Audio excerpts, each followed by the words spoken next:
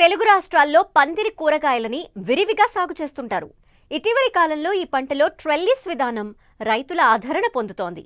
ఈ విధానంలో చీడపీడల సమస్య తక్కువే అయినప్పటికీ ప్రస్తుత వాతావరణంలో కాకర తోటలకు బూడిద తెగులు ఉధృతంగా సోకినట్టు శాస్త్రవేత్తలు గుర్తించారు. సకాలంలో సస్యరక్షణ చర్యలు చేపడితే ఈ తెగులుని నివారించవచ్చంటున్నారు ప్రధాన శాస్త్రవేత్త హేమంత్ కుమార్.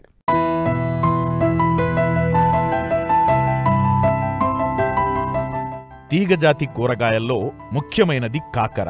పోషకాలు, ఔషధ విలువల పరంగా కాకరది విశిష్టమైన స్థానం. కాకరకు మంచి మార్కెట్ డిమాండ్ ఉండటంతో ఖమ్మం జిల్లాలో చాలా మంది రైతులు ఈ పంటను ట్రెల్లిస్ విధానంలో సాగు చేశారు.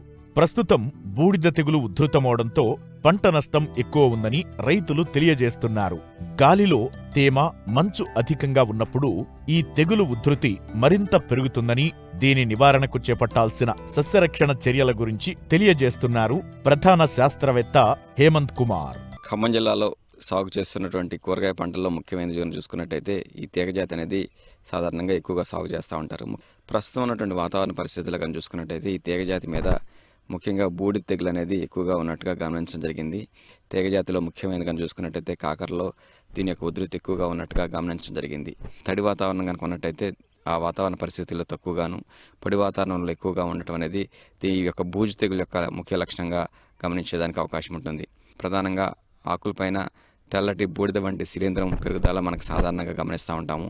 ఆకు అడుగు భాగాన్ని కూడా మరియు కాండం మీద కూడా ఈ యొక్క బూడిద తెగులు సంబంధించినటువంటి మచ్చలను గమనించేదానికి వీలుంటుంది. తెగులు ఆశించినటువంటి ఆకులు కనుక మనం చూసుకున్నట్టయితే పసుపు రంగు మారి వడిలిపోవడం అనేది సాధారణంగా గమనిస్తూ ఉంటాము. తద్వారా తీగ సాగకుండా కాయలు చాలా వరకు తక్కువగా ఏర్పడటం, అంటే దానికి సరైనటువంటి పోషకాలు అందకపోవడం అనేది సాధారణంగా మనం గమనించడానికి అవకాశం ఉంటుంది.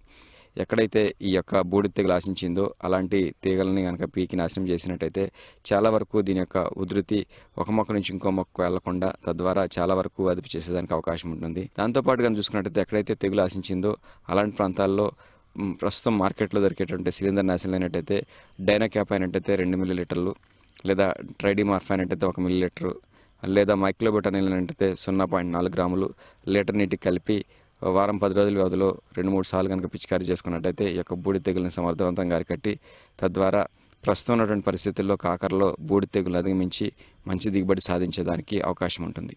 తీగజాతి కూరగాయలకు ట్రెల్లిస్ విధానం రైతాంగానికి అత్యంత అనువుగా ఉంది.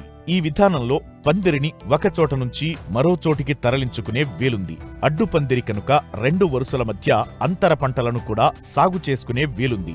అయితే సమగ్ర సస్యరక్షణ చర్యల ద్వారా చీడపీడలను అధిగమిస్తే తక్కువ ఖర్చుతో మంచి ఫలితాలు పొందవచ్చు.